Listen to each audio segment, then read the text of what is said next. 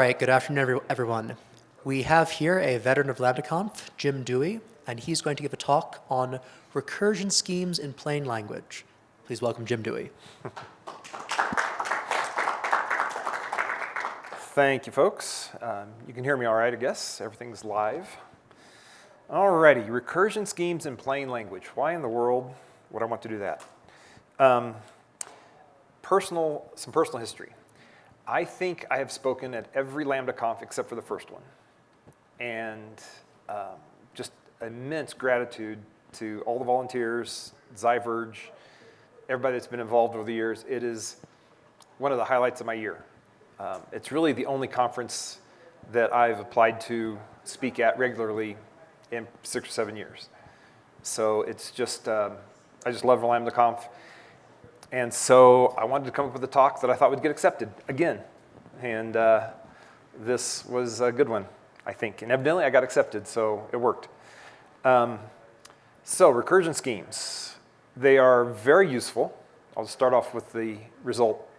They're very useful.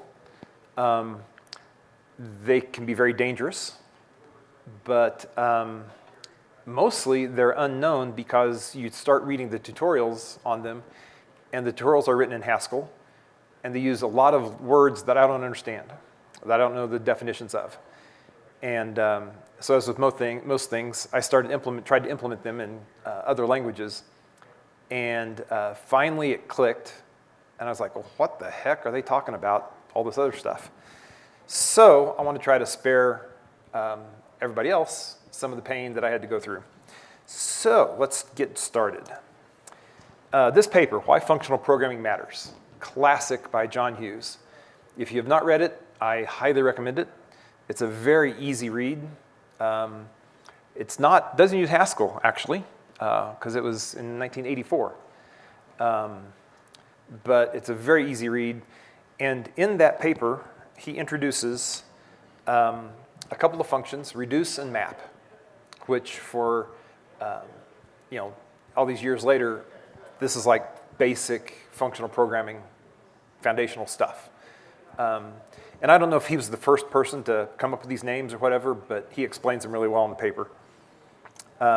He also introduces red tree and map tree to reduce and map over binary trees,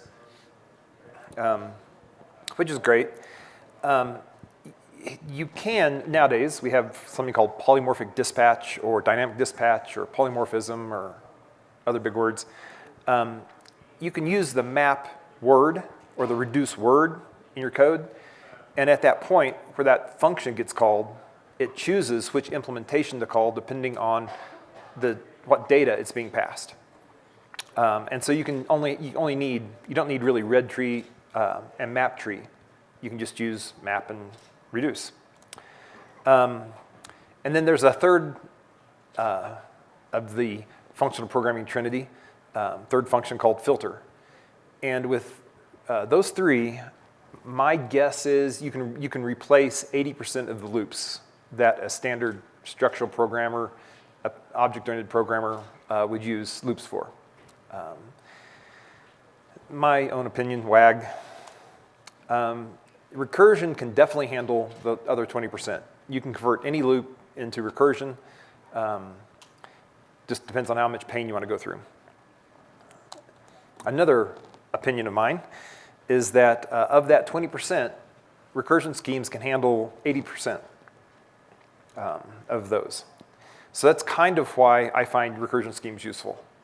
They let you, just like map and reduce and filter, let you talk at a higher level about what you want to do without getting in the weeds of how you're going to do it.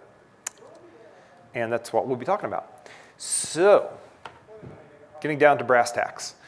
Recursion schemes are for when you're working with recursive data structures, or what's called structural recursion.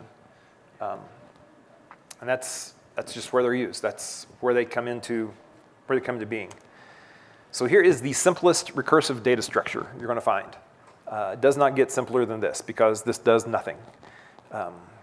This actually has, this is used some in some research and stuff, but we're not going to talk about it.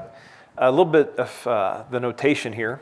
By the way, I am a die-hard Lisper, Clojure person.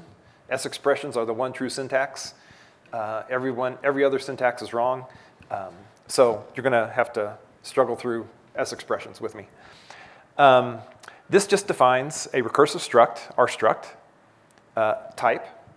And that type, there are two constructors. A nothing constructor, which takes no arguments, has no fields, however you want to say it, and a something constructor that takes one argument, argument x. And that little exclamation mark is just a comment saying that x has to be of type rstruct. In other words, x has to be either a nothing or a something. So that's kind of what that notation means. And by the way, I am a super relaxed speaker.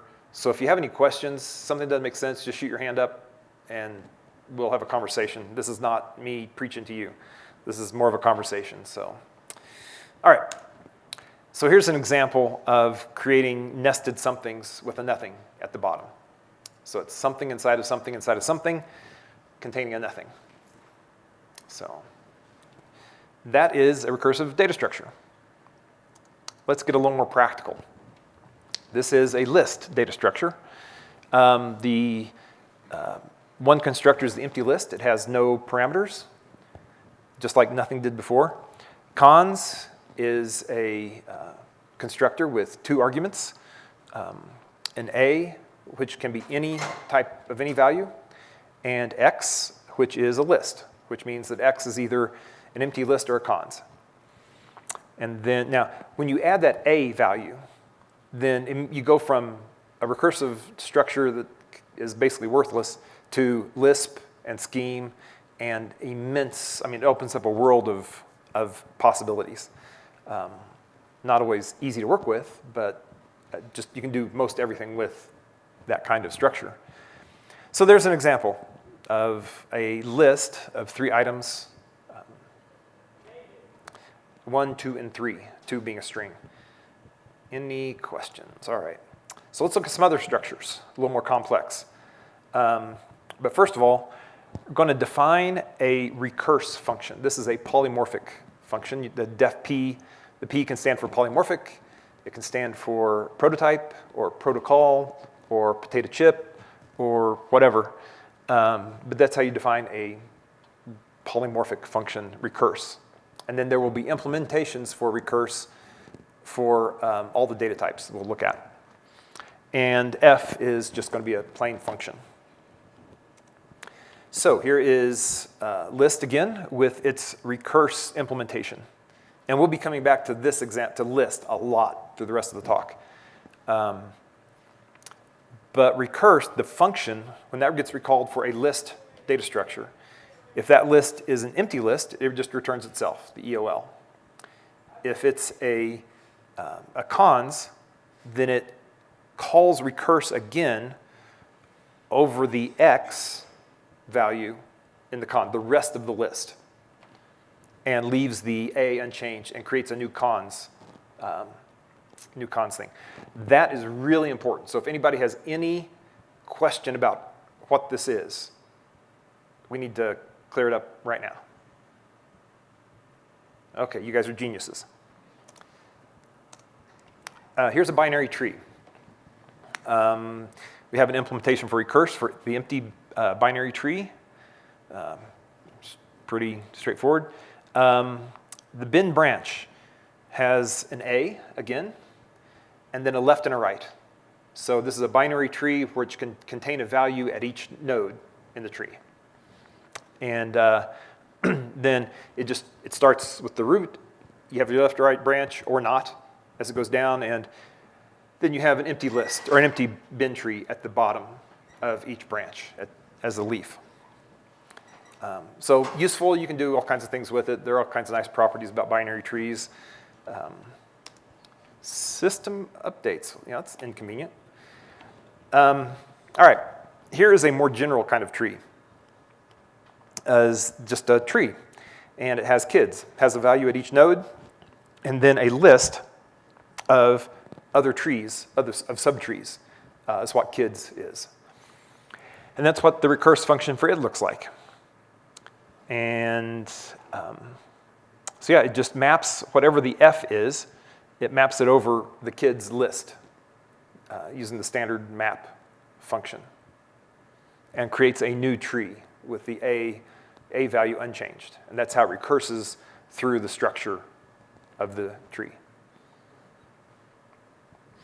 And that kind of tree structure can handle, I mean, it's a general tree structure. It'll handle XML, HTML, JSON, whatever else. Now, you can make more complicated recursive structures. Like you can have, instead of just 2 constructors, you can have like 15. Some of them can be recursive, some can be leaves, whatever. And as long as there's a recurse function defined for those constructors, then recursion schemes work. And we'll see why that is in just a second. But recursive data structures are not just limited to these simple examples. These are just ones that can fit on a slide. You can have as many as you want. Mm-hmm. Why do you leave the value unchanged and just call that map function on all the kids? Uh-huh. Wouldn't that just give you the same tree back out because you just get to the empty tree on the bottom? It depends on what F does. And that is actually the core of the entire talk. Okay. But that's a good question. So what this recurse function is doing is just walking the tree, just walking the recursive data structure. That's all it's doing. It's doing nothing else. All the magic happens in what that F function does. And with that, we have our first recursion scheme. This is the simplest one, and it's fold. And many of you will recognize fold from other contexts. And this is one way to implement a fold that is very general. And so you'll see that it takes a F. And before, I won't even go into all this. This is a very concise way of writing it, but it's a little bit hard to step through and see exactly what's doing what. So we'll rewrite it and put names on the various components. So the first thing it does is it takes the foldF function. So foldF is a function, just a plain function that will do something. And we'll talk about the something here in a second. Then it creates the folder. And that is just a closure that closes over that foldF and captures its value. And then recursively calls fold again with whatever V is. And then folded is what you get when you recurse over the X value with the folder function. So that's your original data structure that got folded recursively. And then you call your fold function on that folded data structure. All right, is that mind twisty enough? Jim, it's been a while since I coded closure. How does recurse differ from recur? Recurse, I assume, is newer. I'm noticing in the context of DEFA. Mm-hmm.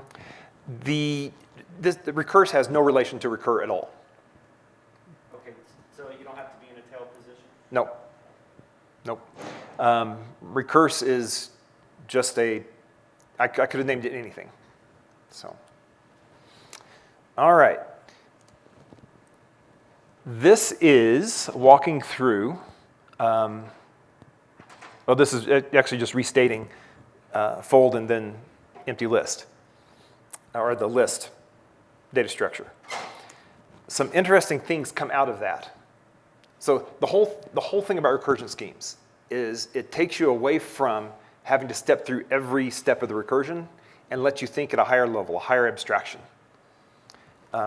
So if you try to step through it too hard, too much detail, you will get bogged down and your head will get twisted around and stuff until you internalize kind of what is going on.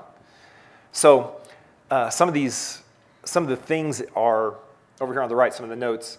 All values or all the constructors of X, whatever type X is, have to implement recurse and the fold function. And then the folder function down here in cons gets called everywhere f appears. So I'm going to hit you with an example on the next slide. But that's kind of some of the basic rules to remember when you're looking at this higher level. So let's fold this. So to do this, we're going to define a prototype function, sum. When sum gets past an empty list, it just returns 0. When sum gets past a cons, or sum is called with a cons, then it just adds whatever is in A with whatever is in the rest of the list. Now, you'll notice that under this def type of cons, I don't have one of those exclamation mark comments there. So that's to show or to indicate that our RST, the rest, is not constrained to be just a list value. It can be any value you want. In this case, RST, when sum gets called on a cons, RST has to be a number. And A also has to be a number.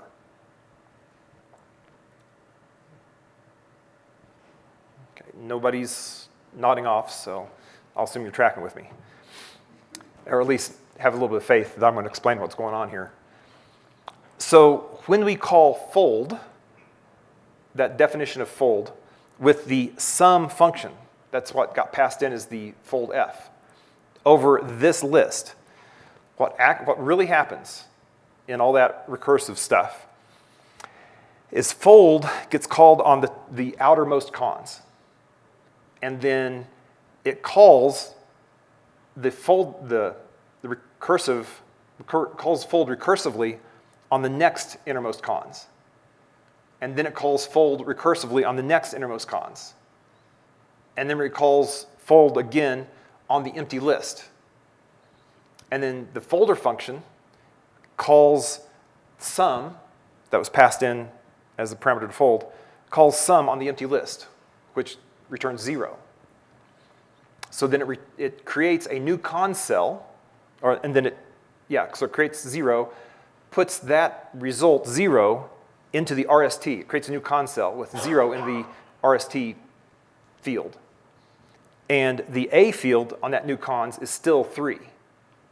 So then it calls sum on that new cons cell it just created, adds 3 and 0, and then comes back up a layer, puts that 3 into the RST of a new cons cell, comes up a layer, calls 2 plus 3, then comes back up a layer, calls 1 plus 2, and then that's your final answer of 6.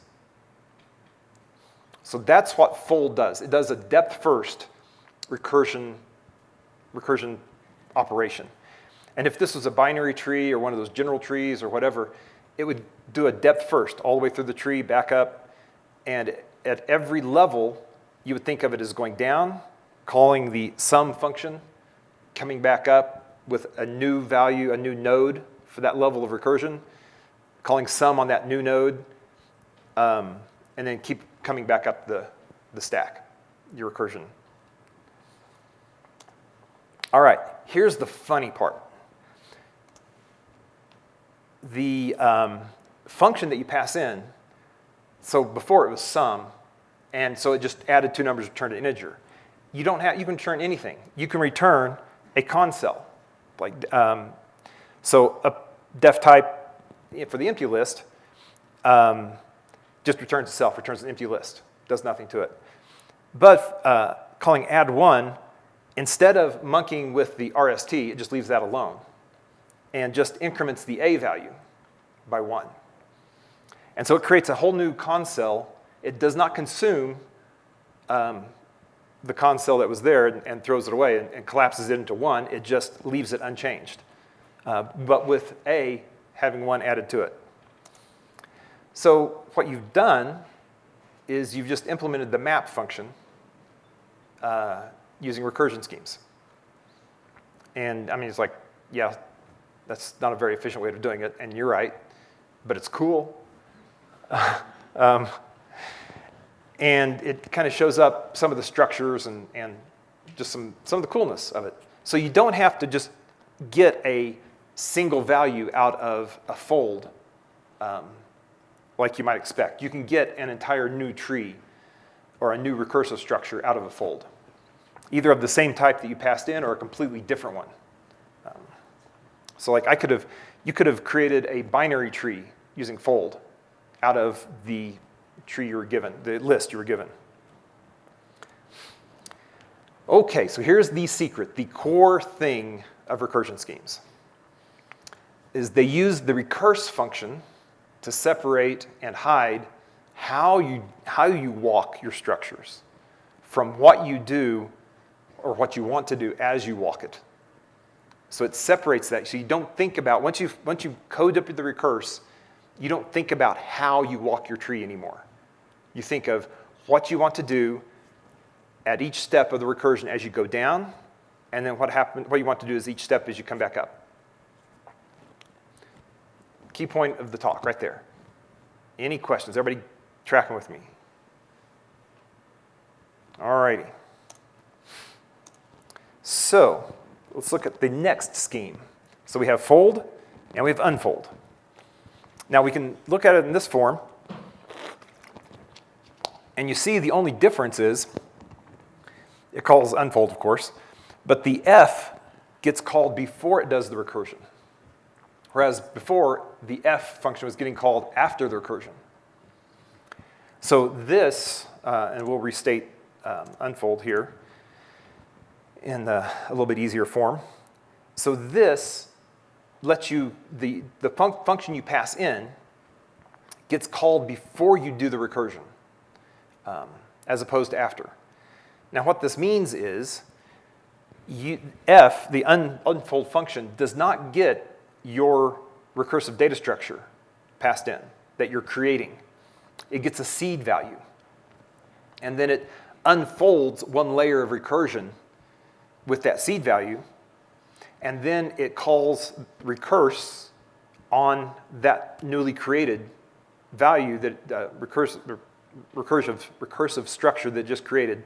It calls recurse on it to walk down, and then recall unfold on that next layer down. So it lets you apply a seed value or a seed function, an unfold function, at each layer of your recursion as you go down with modified seed values. And you're under total control of what your seed values are going to be as it progresses through the computation. So here's list again, our old friend. So some notes about unfold. All value types of X have to implement recurse. That's just the law of recurse, if you want to call it that. Because you have to know how to walk every value in your recursive data structure. You have to know how to walk them all. The difference here is the unfold function needs to create a different recursive data value for depending on the value of V that gets passed into it. And then the unfolder function gets called everywhere F appears in the recurse function of cons. Okay, so let's look at unfolding. Here's our add cons. So it just takes in a number, and if n is equal to 0, then it just returns an empty list. Otherwise, it creates a new cons value with n and n minus 1. So n minus 1 is in the RST position. And so that's going to be the seed value for the next layer down of recursion. And so when you call it like this, you get your list created. So it unfolds a list of 3 items from a seed value of 3. And as you can imagine, that unfolding operation can be wildly complicated to do anything you want. The curious thing is, if you use the same add1 function defined earlier, and you unfold instead of fold, you get a map function. It's just that the operation of the creating the new con cells happens before it recurses down to the next level, as opposed to as it comes back up. So you get the same result, but different mechanism of creation, which again, I think is pretty cool. So then you can start combining recursion schemes. And so this is called refold. So what it does is you take your initial value x, use that seed value to unfold a recursive data structure with the unfold function, and then you call fold with that unfolded, that new data structure, you call fold with it, and the fold function, and it folds it back in together. So you unfold and then refold all in one recursion scheme, one call, one abstraction. Now, the problem with this is that it's computationally expensive, more than it should be. So we can rewrite it like this. So, and I'll leave it to you if you want to implement this in Python or whatever to prove this works, but it works. You call your unfold function on whatever your current seed value is, recurse into it, calling refold at every level as you go down, and then as you come back up, it unwinds the recursion and refolds from this new structure that you've created piecemeal.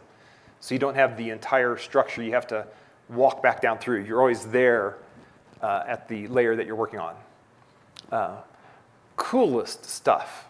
Like, I'm working on a compiler, and I used refold to walk my AST and to do all kinds of things as I'm transforming my AST into another form or generating the code or whatever. You can use refold or some other variants that I'll show you in a second. But it just totally separates. There's no recursion calls, no explicit recursion calls in what I'm doing with this because I'm using recursion schemes. So here we call refold with add one and sum on our typical 1, 2, 3 list. So it goes down and adds one at each layer, and then it gets to the bottom, empty list becomes 0, and then it comes back up with the sum, and so you get 9 out of unfolding and then unfolding and then refolding this existing list structure.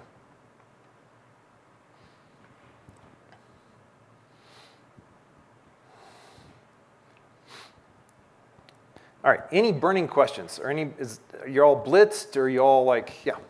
Sure. So what about, so this is like a hylomorphism, right, in the terminology. Oh, you're getting ahead. But what about, say, histomorphisms or futuremorphisms or dynamorphisms? Or I believe there's like a recursion schemes a la carte where you can custom build them and like mix and match based off of comonads or something like that. Yeah, you've read some papers. So yes, and I have a slide with a decoder ring at the end. This is a hylomorphism, and I'll delve into that later a little bit.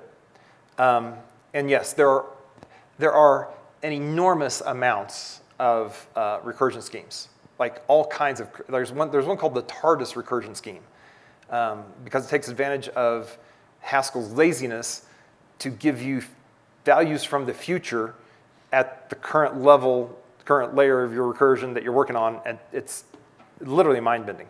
And some of the recursion schemes they've come up with have no practical use at all. They're just fun little puzzles to work on. Which one would you say has no practical use? Well, TARDIS. And honestly, I have not.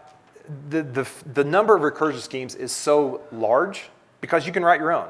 Like the things I'm showing are just dead simple functions. Once you kind of get the concept of them, they're dead simple to write. And so you can write any kind. And I'll show you some examples here in just a second. But there are just so many of them. However, there's some interesting papers. One's called Unifying Recursion Schemes, which talks about how all recursion schemes are comonads. I have no idea what they're saying in there because I don't know what the words mean. but it looks like a cool paper. Yeah, and they have a really cool video. I'd recommend you looking up the video they did to kind of advertise that paper, because it starts off with the zoo of morphisms at the beginning, and it's hilarious.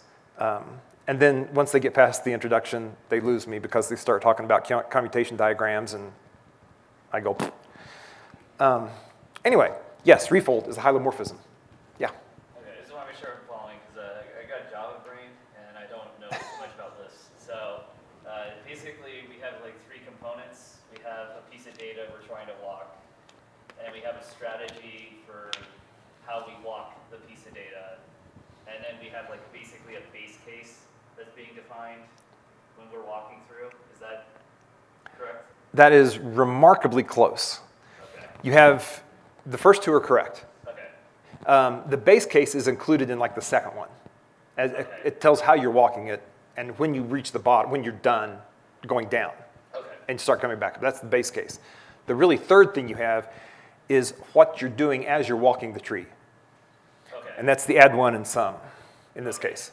So it's up to the recursion scheme to figure out when we've hit the base case, but yeah. So but that other piece of, I don't know what the function you call it, but the function that's determining what to do at each node, that is not doing any recursive calls or anything like that. It's just returning something. Exactly. Okay.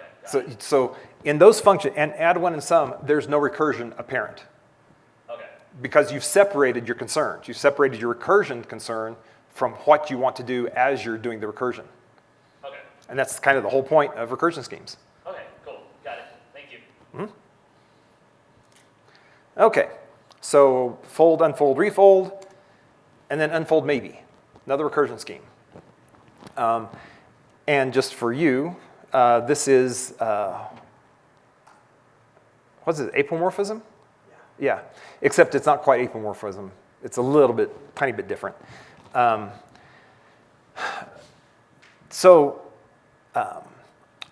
In this case, it's an unfolding. So you're creating a new recursive data structure from a seed value. But the value returned from that seed value can either be a sum value or a none value. And so in this case, if it's none, it just returns the original. So the unfold created a recursive data structure. And if it returns a none, then it just returns that seed value. So no recursion happens in that case. But if it returns a sum value, then it recurses down the newly created data structure. Basically terminating. So you get conditionally terminating recursion. So you can control how far down you want to do your recursion or when you want to stop it before it reaches the base case, depending on the value of the seed value. And so you can't really tell how it's doing it here because you just get the result at the bottom. But this function inc small, so it only increments it if a is less than or equal to 2. And then it creates a new cons value. Otherwise, it just returns none. And so when you call unfold maybe, then it starts stepping through, but when it hits the cons 3 layer, it stops. It doesn't recurse any further down. It just starts walking back up after that point. And so you get cons 2, 3, 3. And then you have LGOT. And every other thing has been a rename of some thing. But LGOT, I couldn't think of a better name than just LGOT. And LGOT is the name of some guy that the creators of this recursion scheme liked, and he contributed some result. And so they used his name to name this recursion scheme. So it's similar to the unfold maybe, except as you come back up the recursion stack, you get a chance to do something at each layer as you come back up. So it conditionally stops at some point as you're going down, and then you do something else as you come back up. And so that's the LGOT recursion scheme. And by this point, my brain is just like, I'm cross-eyed and like, just finish the talk, will you? So here's the decoder ring. And so as you go reading the literature, you'll see these terms. So the fold functions are algebras. Don't ask me why. The unfold functions are coalgebras. Again, don't ask me why.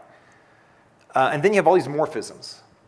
And really the first paper that kind of really introduced recursion schemes is by Eric Meyer and some other folks, programming with bananas, barbed wire, and lenses. And they introduced the idea of naming these recursion schemes morphisms because they're morphing, they're changing things. And then the prefix is like, how is it changing things? And so when you start hitting this, the literature, and you see all these morphisms, it's like, what the crap is all this garbage? But that's what it is. They're just fancy. But the names do mean things, and they help you communicate with other people that are in the space. So they're useful to know. And there are some things that there just are no good names for them, like Elgot. I mean, like, how do you concisely describe what that recursion scheme does in a name? I don't know. Recurse.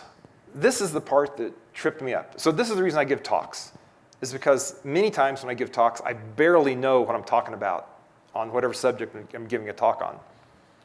And so I'd implemented these recursion schemes in my own language and thought I understood them until I'm writing my slides. And then I'm like, wait a minute, this is stupid. This is not the way it works. So I thought map was just the standard map function that on these recursive, you define your map function and then everything's great. It's not. They talk about projecting your recursive data structure into a simpler data structure that only had the map of that simpler data structure is called the base functor, because a functor has a map implementation. And so recurse is not just your standard map, function. It's the map function of the base functor of the recursive data structure that you're working with. So there you go. And then here's a cool paper. Again, you start reading it and my eyes cross. But evidently, all sorting algorithms can be described as recursion schemes, as a series of unfolds and then folds, or folds and then unfolds. And that when you have one algorithm that is a fold followed by an unfold, it has a dual algorithm of an unfold followed by a fold. Someday, I'm going to understand this paper. Until then, take a look at it. But Ralph Hines, I cannot pronounce that name, and Nicholas Wu, they've done a ton of work and written a ton of papers in the recursion scheme space. And so yeah, you'll see their names repeatedly. So that's basically recursion schemes. Here are some resources. Anyway, that one is the Scala library of recursion schemes. Go to their GitHub. On their README, they have a whole bibliography of other resources to blow your mind with. And then probably the best tutorial I read was this Some Type of Way. But it is completely Haskell-centric, totally buys into the verbiage of algebra, coalgebra, morphism this, morphism that. But it explains in great detail all of the morphisms, or not all, but like the 6 major ones. And it really lays out the structure, and you can really understand that once you work through all of the stuff. So hopefully that decoder ring slide will help you kind of get a start on reading that thing. So that is the talk, my final LambdaConf talk. So any questions?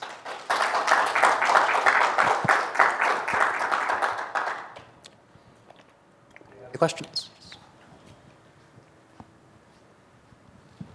Yeah, so if I understand it correctly, like a hylomorphism or refold is essentially like an unfold followed by a fold. Correct. Right. And as I've had it explained to me, that's kind of like maybe the naive implementation of it. And I keep hearing about this kind of like different implementation where you can kind of do like something like map fusion or in some ways fuse those two steps. Is that Yes. something that you touched on here and I just didn't see it, or? That's this right here. Okay. That's this definition. You fuse, you do the unfold, and then immediately call recurse on what you just unfolded, and then immediately call fold on what you just recursed. So it fuses, it interleaves the folding and unfolding. Oh, okay. Okay, got it. Thanks. So.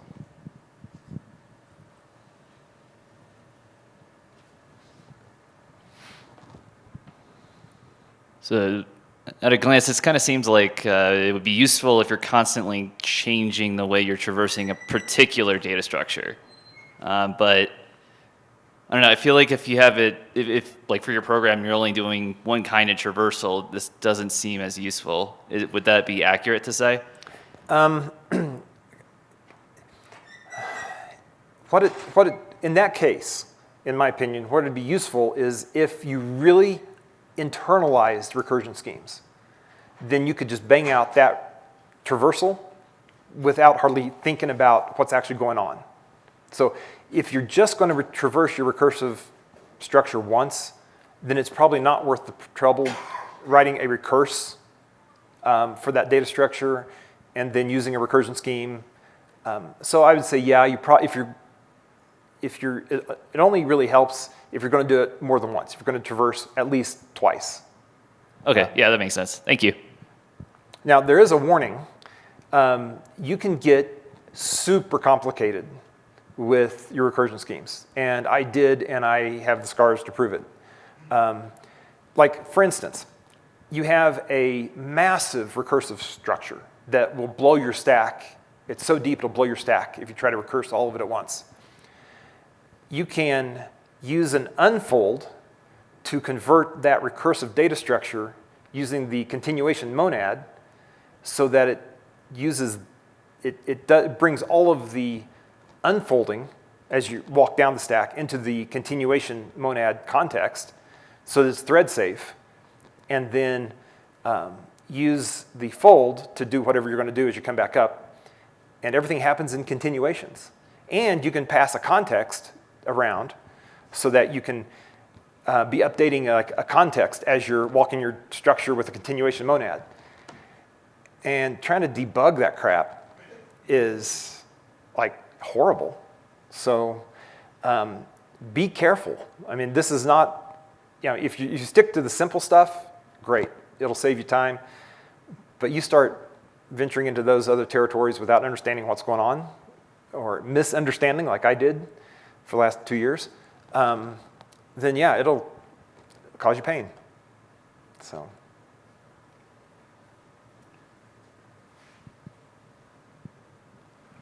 Any further questions for our speaker?